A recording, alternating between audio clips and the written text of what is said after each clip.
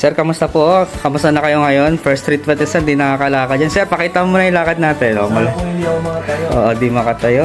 so masakit dito. Sige nga sir, papakita lang natin na totoo po na nakakagaling yung treatment Actually, natin. may video po ako na talaga.